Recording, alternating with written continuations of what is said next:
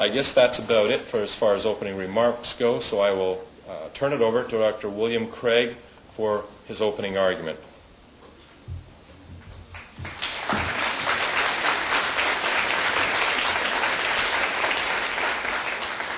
Thank you, and good evening.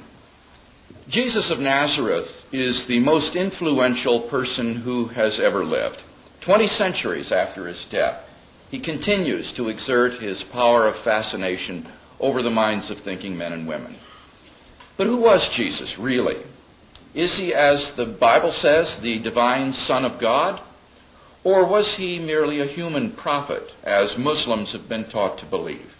Who is the real Jesus? Well, I propose to answer that question tonight as an historian. I shall look at the New Testament and the Quran as an historian looks at any other sources for ancient history. I shall not treat them as inspired or holy books. Accordingly, I shall not require them to be inerrant or infallible in order to be valuable historical sources. By taking this historical approach, we prevent this debate from degenerating into arguments over Bible difficulties or Quranic inconsistencies. The question is not whether the sources are inerrant, but whether they allow us to discover who the historical Jesus really was. Now, in order to determine who the historical Jesus really was, we need to have some objective criteria for assessing our sources. Professor John Meyer, an eminent New Testament historian, lists the following 4 criteria. 1. Multiple independent sources. Events which are reported by independent and especially early sources are likely to be historical. 2. Dissimilarity. If a saying or event is different from prior Judaism and also from later Christianity, then it probably doesn't derive from either one, and so belongs to the historical Jesus. 3. Embarrassment. Sayings or events that would have been embarrassing or difficult for the Christian church are unlikely to have been invented, and so are likely historical. 4. Rejection and execution.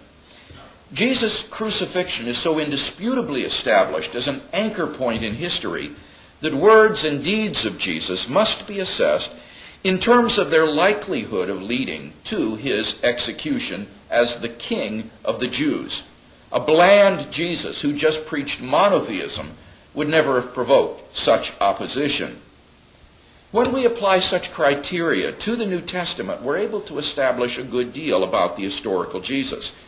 Let me discuss just 3 facts that emerge about this remarkable man.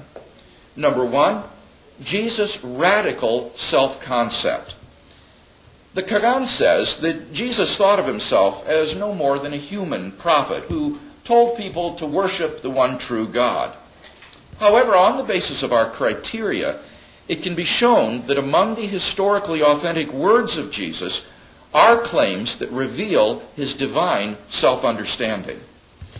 Take, for example, Jesus' claim to be the Son of Man. The criteria of multiple sources and dissimilarity shows it to belong to the historical Jesus. Now, most laymen probably think that this title refers to Jesus' humanity, just as the title Son of God refers to his deity. But that's a mistake. It fails to take into account the Jewish background of this expression. In the Old Testament book of Daniel, chapter 7, Daniel sees a vision of a divine human figure coming on the clouds of heaven, to whom God will give everlasting authority, glory, and dominion. No mere human being could be accorded such status, for this would be to commit the sin which Muslims call shirk, that is, giving something which properly belongs to God alone to someone else. Yet this is the status which Jesus claimed for himself. Probably the most famous Son of Man saying by Jesus comes at his trial before the Jewish Sanhedrin. I quote from the Gospel of Mark. Then the high priest stood up and asked Jesus, "Are you the Christ, the Son of the Blessed One?" "I am," said Jesus, "and you will see the Son of Man sitting at the right hand of the Mighty One and coming on the clouds of heaven." The high priest tore his clothes. "You have heard the blasphemy. What do you think?" They all condemned him as worthy of death. Every Muslim would have to agree with the high priest and the council that Jesus had committed blasphemy worthy of death, in that he had made himself equal with God. Not only did Jesus claim to be the Son of Man, but he also thought of himself as the unique Son of God.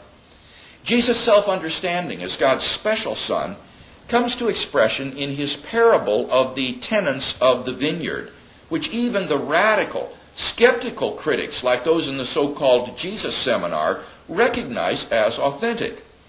In this parable, the vineyard symbolizes Israel. The owner of the vineyard is God. The tenants are the Jewish religious leaders, and the servants are the prophets sent by God.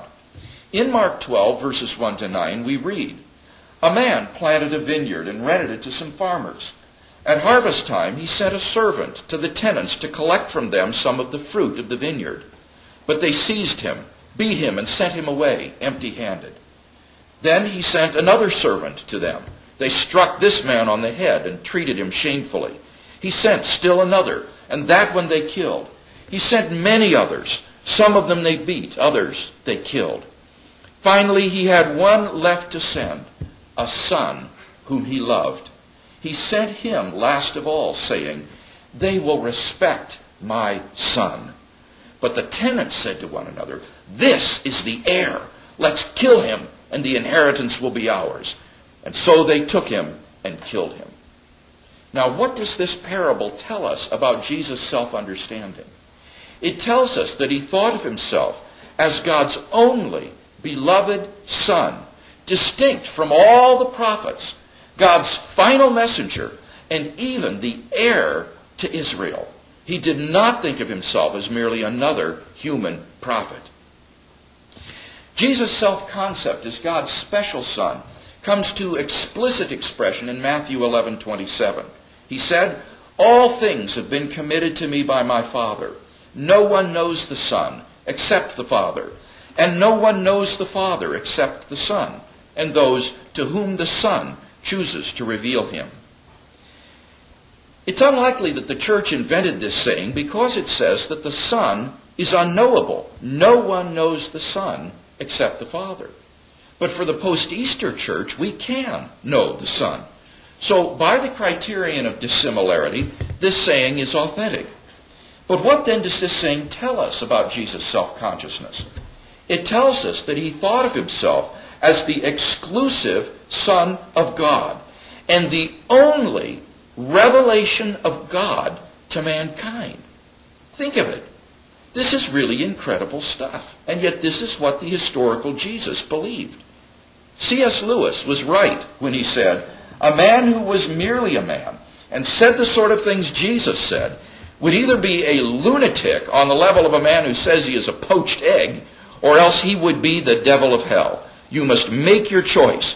You can shut him up for a fool, you can spit at him and kill him as a demon, or you can fall at his feet and call him Lord and God. But let us not come," said Lewis, "with any patronizing nonsense about his being a great human teacher. He has not left that open to us." Number 2, Jesus' trial and crucifixion. According to the Gospels, Jesus was condemned by the Jewish high court on the charge of blasphemy, and then delivered to the Romans for execution for treason, for claiming to be the king of the Jews. Not only are these facts confirmed by independent biblical sources like Paul and the Acts of the Apostles, but they are also confirmed by extra-biblical sources. From the Jewish historian Josephus and the Syrian writer Marabar Serapion, we learn that the Jewish leaders made a formal accusation against Jesus and participated in the events leading up to his crucifixion. From the Babylonian Talmud, Sanhedrin 43a, we learn the Jewish involvement in the